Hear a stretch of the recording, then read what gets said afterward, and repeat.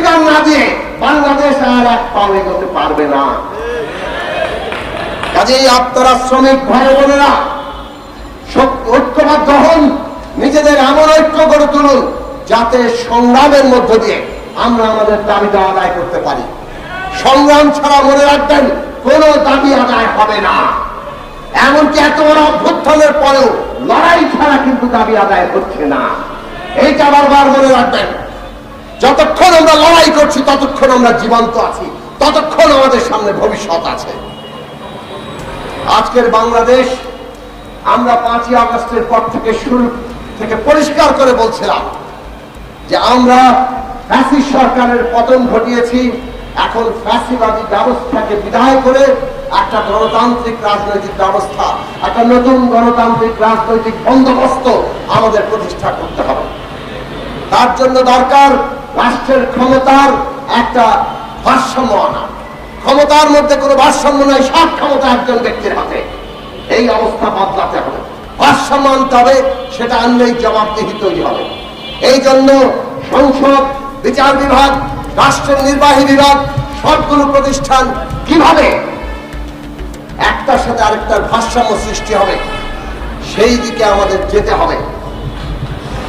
আমরা বলেছি সংস্কারের প্রস্তাবগুলো আপনারা সুনির্দিষ্টভাবে আনেন এবং তার উপরে সকলের মতামত নেন। যেগুলো সর্বসম্মত হয় সেটা জাতীয় সনদ আকারে তৈরি করেন। যেগুলো নিয়ে দ্বিমত থাকে সেগুলো জনগণের কাছে যাবে, জনগণ ভোটের মাধ্যমে নির্বাচিত করবে কোনটা বাংলাদেশে দরকার। এইটা যদি আমরা নিশ্চিত করতে পারি তাহলে ন্যূনতম জাতীয় ঐক্য থাকবে। ন্যূনতম জাতীয় ঐক্যমত্য রক্ষা করা দরকার। কেননা আমরা যদি এই ফ্যাসিবাদ বিরোধী আন্দোলনকারী শক্তিসমূহ নিজেদের মধ্যে ঐক্য রক্ষা করতে না পারি তাহলে পতিত ফ্যাসিস্টরা তার সুবিধা নেবে, তার দেশি বিদেশিরা সুবিধা নেবে।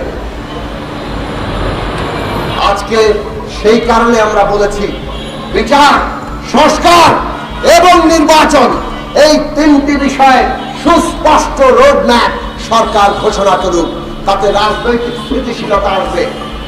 কিন্তু আমরা দেখলাম এই বিষয়ে সরকার নানা পক্ষের চাপে অথবা নানা কারণে যেভাবে সুস্পষ্ট রোডম্যাপে যাওয়া দরকার ছিল সেটা জাননি।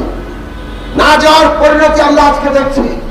একটা ভয়ঙ্কর অস্থিরতা, উত্তেজনা সমস্ত রাজনৈতিক অঙ্গনে তৈরি হয়েছে এবং আন্দোলনকারী শক্তি যারা ফ্যাসিবাদের পতন ঘটিয়েছে তাদের মধ্যে আজকে একটা অনৈক্য সৃষ্টি হয়েছে, পরস্পর মুখোমুখি অবস্থা তৈরি হয়েছে।